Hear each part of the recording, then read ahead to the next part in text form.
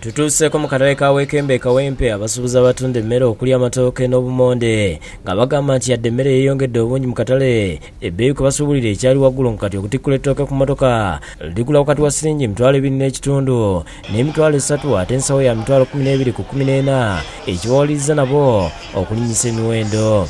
Mmere tusala ate nga ne transport baamongeza nabo ne bagyongeza nga bagamba nti baabongeza transport abagireeta. Tetukoze sente zitubuze emmere ya buseere ate abantu tebalina sente. Yadde nga mu kulaba abantu bangi mu katale abasuubuzi bagamba nti abaguzi batono ng'abasinga bakoma mu kulamuza ekigenda okubaviirako okulya ssekukulu nga baavu. Ate n'olwajja era tebaaguze bulungi.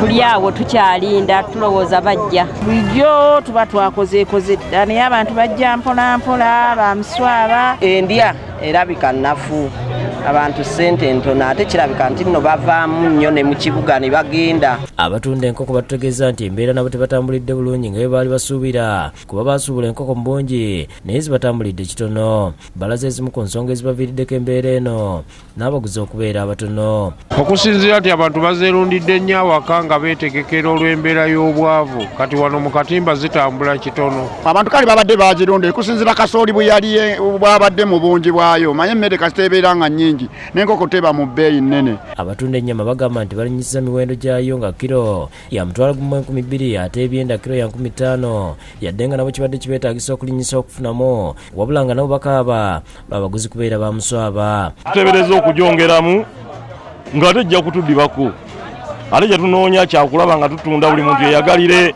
mu sizoni eno. Babatunda ebirungo okuli ennyaanya, obutungulu, kaloti, biringanya, kamulali, abatunda nakati n'ebirala bannyonnyodde olunaku olusembeyo okutuuka ku ssekukulu bwe batambulidde. Abantu bangi bagula, bano bagula katunkuma, nanansi, kaloti. Tunda nakati, ntunda obutula, ne teri bajja. Ng'ebyobutale bwe bibeera ababooda abakakalabiza emirimu gyabwe mu katale kano beekokodde ebbeeyi y'amafuta eri waggulu.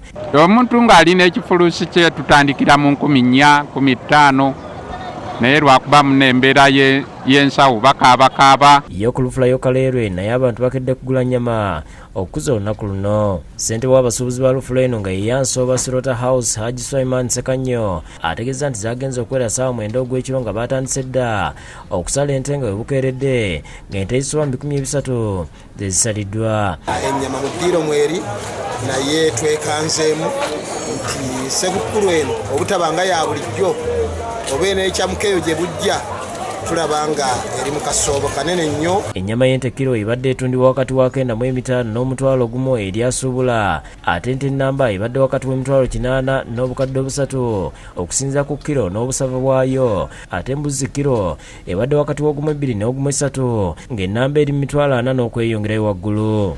Abaguzi tetubalaba kireetedde abasuubuzi baffe okubeera nti beeraliikirira. Ate ye Kapiteeni Dennis Saazi ng'ono ye nannyini nsooba Sirota House mu lufula omusali w'ennyama ategeeza nti buli nte esalibwa mu lufula yaabwe ebeera mu mateeka. Tukolaganye wamu ne Minister Security Kino eri tumwine era tulwanyisa obubbi bw'ente mu buli ngeri yonna. Agamba nti ebimu ku birinnyisiza ennyama gy'emiwendo gy'amafuta. Omuntu akuleetayo amafuta 50,000 otambuza ente gireeta wano otwale wali n'okufunamu akasente naffe okufunamu emiwendo gy'enneema ne gibeera waggulu. Geoffrey Lubega ne David Tamale bekusakidde Green Babukedde TV agafuna.